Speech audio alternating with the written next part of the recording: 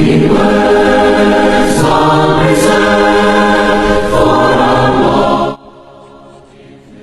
day to you and welcome to another exciting edition of Lesson Study Summary with the voice of Clifford. You know it's a new month. Yes, I bid you welcome to the month of March.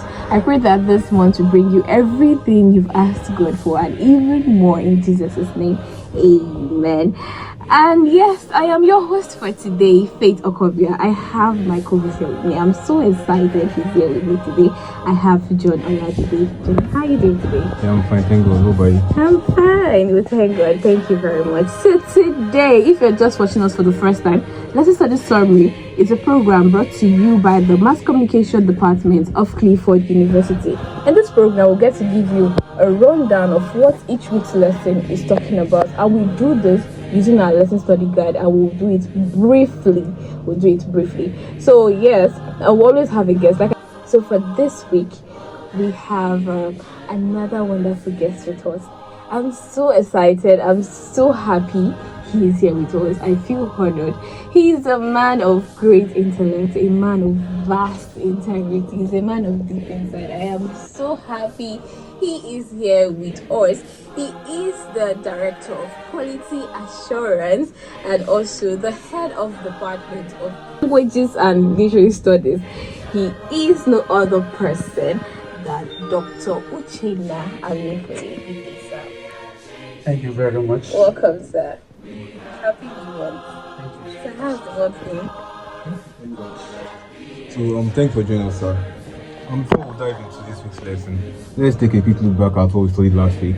So last week we studied lesson 10, titled The Rules of Engagement. And the memory text was taken from the book of 1 John chapter 3, verse 8.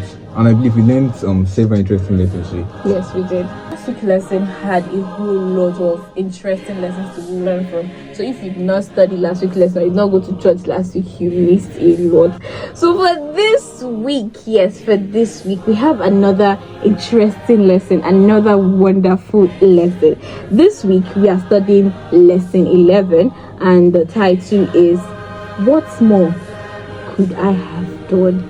The title is very intriguing. What more could I have done? And the memory test is taken from John 18:37. I will read from my soft copy. So I will read from here. Memory test from John 18:37. It says, Pilate therefore said to him, "Are you a king then?" Jesus answered, "You say rightly that I am a king.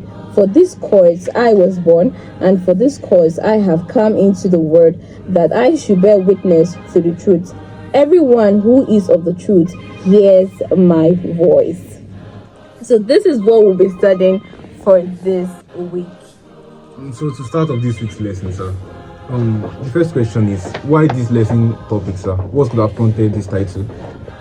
All right, thank you very much. The title is so amazing. Yes. Because honestly speaking, this is a rhetorical question. From my department, we will say this rhetorical question, but it's a soft landing from last week's lesson. Rule of engagement. Last week raised a lot of dust, but this week with this, he's tired of this. What could I have done? So last week was for us to grab the message that was given. When we say rule of engagement, we are talking about the principles and guides that governs interaction, discussion, and practice within a faith-based community. And so from that, landing on today's lesson, we now understood why we were asking so many questions last week. How could the devil stand against an angel for 21 days, couldn't answer prayer? How could God permit a devil to torture Job to the point of taking everything, all in the name of "This is my servant in whom I trust"? And so that draw out that the principle, God's principle emanating from love. And that is what brought about today's lesson, showing us that I have done everything I'm supposed to do. Understand that I'm doing it out of love. It's love that I'm using to endure the devil. This is really interesting. So, sir, for another question, this week's lesson. What does the devil want to achieve about Jesus' character? Thank you very much. The devil, actually, in the lesson, will also identify that Christ is the victor. Yes. And the devil wants to disclaim him from that. The lesson gave us room to identify the devil as one, a deceiver, a murderer, and at the same time, the ruler of the world. These three things that the lesson has unveiled as against what is alleging on Christ.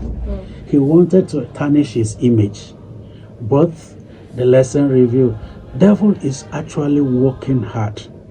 Room has been given to him, and that room that was given to him gave him that leverage to come, to try, to also accuse.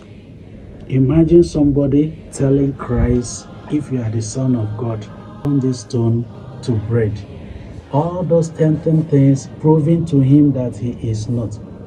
Christ himself is the one who has led out, who in return proved that he is the actual king, the king of the world, and not the one we are referring to, the ruler of the world. The ruler of the world is a claimer coming to claim what he doesn't own, and also stressing some of the things to paint Christ black in that aspect. But actually, the scripture helps us to reveal that Christ came to redeem and also came to restore us. Oh, that is incredibly insightful, sir. So, next question. How can we acknowledge and proclaim God's love, like his love intentions in our daily life? And how do we show it in our discussions about him? Okay. That question you asked now is the theme of this week's lesson, because the theme of this week's lesson is narrowed in three aspects. One is to acknowledge God's justice, and the second is to acknowledge the loving intention, and thirdly, to proclaim this justice and the in loving intention. But I'll take them one after the other. First is the justice. We had a parable in Matthew, and this parable in Matthew revealed God is now drawing the attention of the audience, and not only himself, by giving the parable. There is a vineyard, and the vine dressers are there destroying whoever that comes to dress the vineyard. The first person have come, which he referred as the prophets, they killed. Second was sent, they killed. And now God looked at, you killed the prophets, so it would be wise if I send my son. At least you will respect him. And now he sent his only begotten son. He still came. The vine dressers also killed him. And figuratively, he was now asking his audience, what else do you want me to do? And in this aspect, you realize that he has done noble by even the audience in the parable. Figuratively, the vine dressers are the chief priests and the Pharisees. So they are the one, the prophet came, they didn't listen to them. Sent another prophet, they didn't listen to them. Now Jesus Christ is sent, and they also cried out, kill in that aspect. This second one is the acknowledgement of the loving intention. Still in the same parable, though the parable came from two different Bible verses. We have one from Isaiah chapter 5, and we have the other one in Matthew. Both of them have the same line of illustration. Nice land, nice fruit, but at the end of the day, what was produced was nothing to write home about. And in that case, he's asking somebody who have done this, who had a vineyard, who sent people that will take care of it, and the people you sent that came to take care of it, still the vine dressers killed the person. What else would I have done? What do you expect me to do that is beyond this love I have pursued? And we discovered that the third aspect of it, which is the proclamation, the audience acknowledged, you did well. You did what you're supposed to do. And that you're supposed to do is what is giving the room for us to say, yes, God is just. God is loving. God is not as we thought. Why are you allowing wicked things to happen to us if you are loving, if you are caring, if you are this? But He has proven to us that He is just loving. He has us at the back of His mind. And He wants us to always understand that things He is doing, He is not doing it not because of human, but because of the love He had in mankind. Thank you very much, sir. I am so happy I am part of this week's lesson study survey because the title has been explained. What more could I have done? You see that God has done a lot for us. So thank you very much, sir, for coming. Thank you very much for being part of today's lesson. I am so happy you have explained it in such a way that literally everybody can understand. Thank you very much, sir, for that. So for further thoughts, don't forget to read Ellen G. White, The Reward of Earnest Effort, pages 285 to 288 in Testimonies for the Church, volume 9. So today's lesson study summary is a bit short because we memorized, we summarized all the questions. Now, so for the last question this week, sir, what are the crucial lessons that we can learn from this lesson and apply to our daily lives? All right. Thank you very much. The crucial lesson from here, because our key picture is that Matthew 21, verse 33 to 41.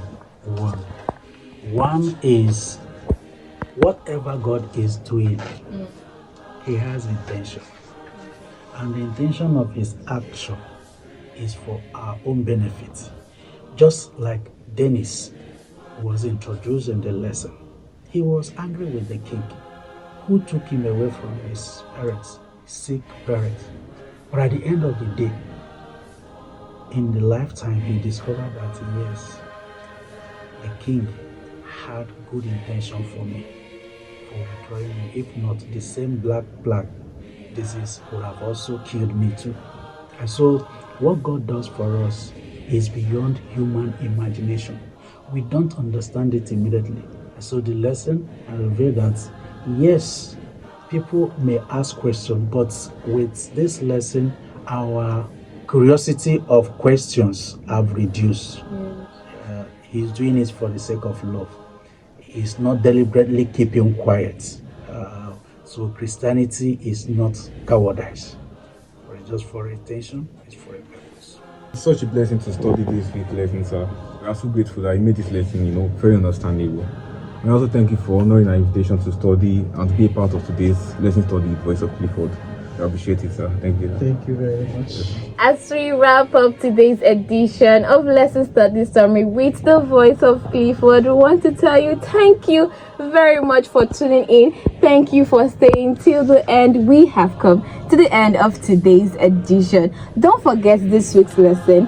What more could I have done? And we are studying lesson 11. I pray that the Lord will give us the strength to continually trust in Him and believe that He has a purpose for us and He will definitely fulfill that purpose for us. Thank you very much. So don't forget to like, comment, share and subscribe to our YouTube channel. We have come to the end. Next week is another wonderful edition. Don't forget to join us next week for another wonderful edition. And until then, we are your favorite host, Faith Okovia and John Olajide. Bye for now. Changing me and changing you. We have come.